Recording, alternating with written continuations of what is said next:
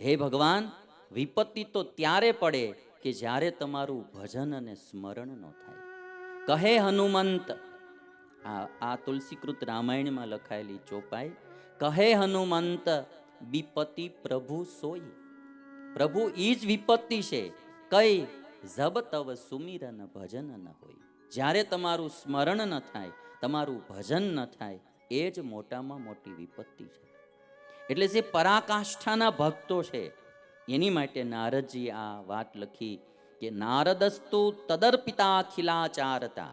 હનુમાનજી મહારાજના જીવનમાં તમે જુઓ, કોઈ પણ એની ક્રિયા પોતા માટે હતી જ નહીં, રામને રાજી કરવા માટે.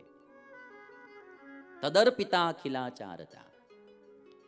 દાદા ખાચર જો ગઢપુરના, લાડુબા ને જીવુબા, આ ત્રણેય ભાઈ બેન, એની હરેક ક્રિયા સ્વામિનારાયણ ભગવાનને રાજી કરવા માટે હતી. પોતા માટે જીવતા જ નહોતા. જેમ સ્વામિનારાયણ ભગવાન રાજી થાય એમ દાદા ખાચરની ત્રણેય બે બહેનો બધું એમ જ કરતા. ભગવાનને ન ગમે એ નહીં કરવાનું, ભગવાનને ગમે એ કરવાનું. એટલે બધી જ ક્રિયા, એનો બધો જ આચાર વિચાર એ ભગવાનને રાજી કરવા થાય. આ ભક્તિનું લક્ષણ બતાવ્યું. અને નારદજી કહે છે કે આ જ બરાબર ભક્તિનું લક્ષણ છે. અસ્તિ એવમ એવ.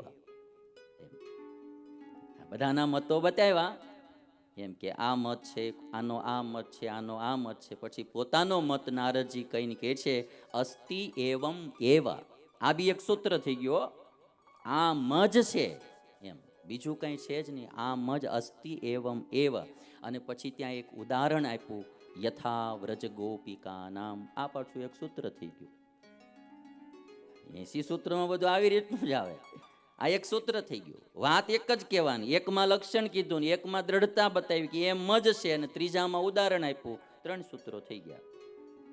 નારદજી કહે છે કે નારદસ્તુ તદર્પિતા ખિલાચારતા તત વિસ્મરણે પરમ વ્યાકુલતા ઇતિ અસ્તિ એવમ એવ યથા વ્રજ ગોપિકા નામ. વ્રજ ગોપિકા એટલે ગોપીઓનું ઉદાહરણ જોઈ લો. ગોપીઓની હરેક ક્રિયા કૃષ્ણને રાજી કરવા માટે હતી. નારદજી અહીંયા એવું કહે છે કે એમાં પછી બીજું કાંઈ જોવામાં આવતું નથી. કોઈ એમ કહે કે ગોપીઓને મહાત્મ્ય જ્ઞાન નહોતું. નારદજી કે ગોપીઓમાં મહાત્મ્ય જ્ઞાન હતું.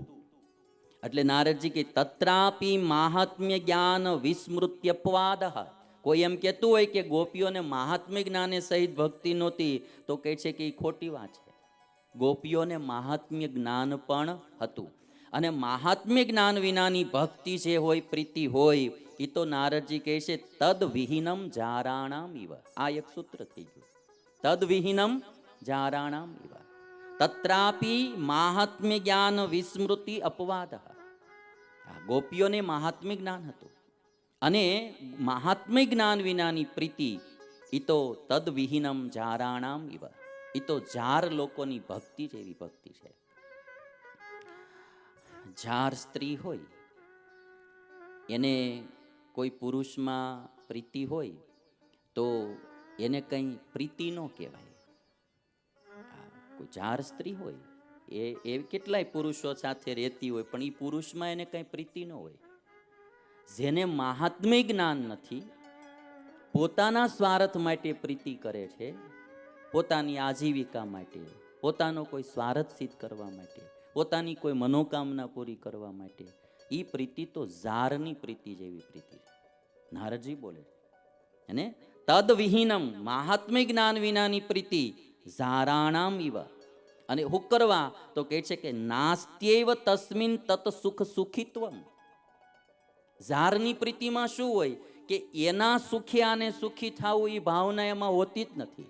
નાસ્તિ તત સુખે તસ્મિન તત સુખે સુખિત્વમ. આ એક સૂત્ર થઈ ગયું.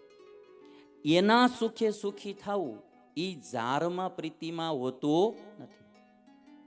એને તો જે કંઈ 2-5 પુરુષો આવે એને આજીવિકાનું વિચારવાનું હોય, એને એક કોઈ પુરુષમાં પ્રીતિ હોતી નથી. એના સુખે હું સુખી થાવ એવી એને ભાવના જ હોતી નથી, નારદજી કહે છે. એટલે મહાત્મ્ય જ્ઞાન વિનાની પ્રીતિ એ તો ઝારની. ઝારમાં પછી તમને ખબર છે ને બધાને, અને મારું બધું પાણીમાં જાહે. એટલે ઝારની પ્રીતિ જેવી એની પ્રીતિ છે. એટલા માટે શ્રીજી મહારાજે જ્યારે ભક્તિની વ્યાખ્યા કરી શિક્ષાપત્રીમાં, ત્યારે મહારાજે એ કીધું, માહાત્મ્ય જ્ઞાન યુગ ભૂરી સ્નેહો ભક્તિશ્ચ માધવે. હવે તમે આ બધાના પ્રીતિના લક્ષણો છો ને ભક્તિના, તો બધા એક સૂત્રમાં એક સૂરમાં બધા પ્રીતિના લક્ષણો, ભક્તિના લક્ષણો બતાવ્યા.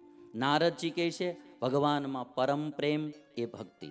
શાંડિલ્ય મુનિ કહે છે ભગવાનમાં અતિશય અનુરાગ, પરમ અનુરાગ અનુરક્તિ એ ભક્તિ છે. સ્વામિનારાયણ ભગવાન શિક્ષાપત્રીમાં ભક્તિની વ્યાખ્યા કરે કે માહાત્મ્ય જ્ઞાન યુગ ભૂરી સ્નેહો ભક્તિશ્ચ માધવે. ભગવાનમાં સ્નેહ એનું નામ ભક્તિ, માધવ એટલે ભગવાન.